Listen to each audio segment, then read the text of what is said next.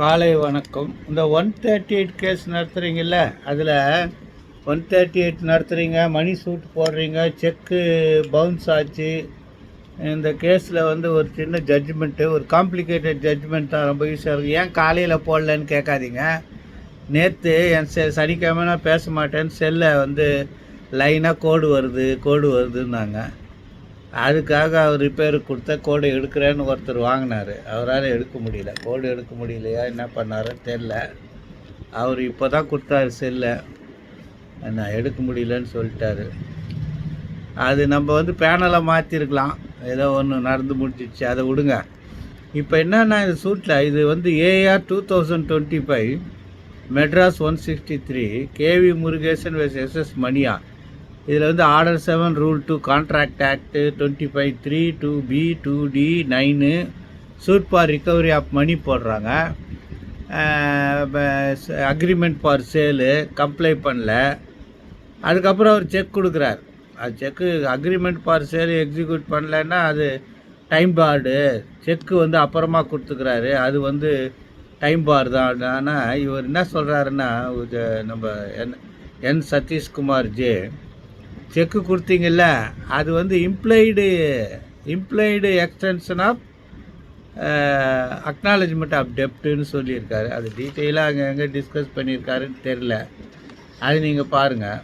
அப்புறம் இதில் ஒரு பெரிய விஷயம் என்னென்னா, section 64 of NI act negotiable instrument act NI ஆக்டில் ட்ரங்கேட்டட் செக்குன்ற வார்த்தை யூஸ் பண்ணியிருக்காங்க. அது என்னன்னு கொஞ்சம் ஃபாலோ பண்ணிக்கோங்க. கேவி முருகேசன் எஸ்எஸ் மணியா, கொஞ்சம் உங்களுக்கு ஹெல்ப்ஃபுல்லாக இருக்கும்.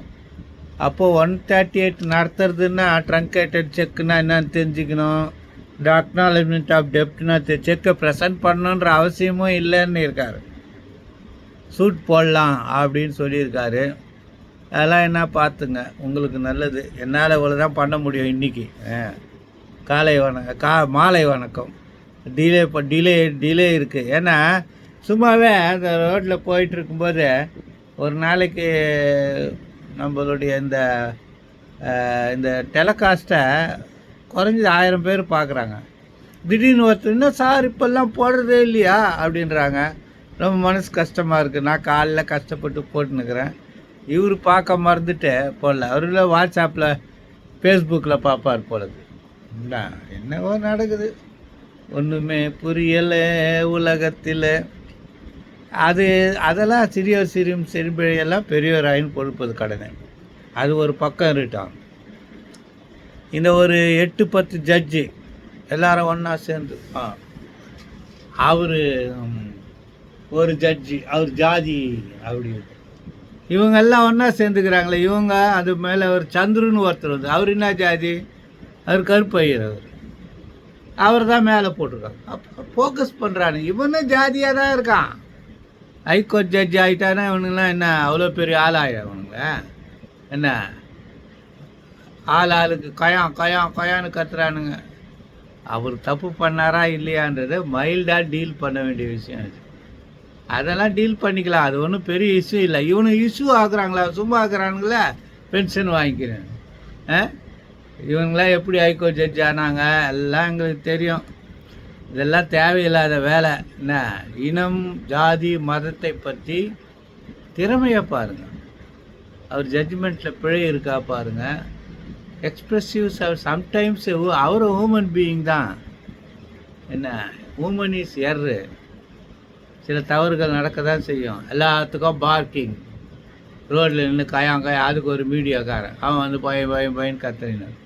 இவங்க எல்லாம் என்ன பண்ண, அவன் ஒருத்தங்கிறான் பார் வீரமணி, அந்த புறம்போக்கு நாதார நாய். எதுக்கு எடுத்தாலும் ஜட்ஜிங் பற்றி சொன்னால் அவர் பெரிய மயிர் மாதிரி ஒரு ஸ்டேட்மெண்ட் கொடுத்துருவார். அவர் அப்படி சொல்லியிருக்கூடாது, இவர் இப்படி சொல்லி. இந்த நாய்க்கு என்ன தெரியும்? எச்சக்கலை நாய், எவன் சோறு போடுவானோ எவனோ பிஸ்கட் கொடுப்பானோன்னு திரியிற நாய் ஜட்ஜஸை பற்றி சொல்கிறான். அவனுக்கு என்ன தெரியும்? நீதி சாங்டம், அது சாங்டம், புனிதமானது. நீ தாலி அறக்கிற புறம்போக்கு தானே, உங்களுக்கு புனித பற்றி என்ன தெரியும்?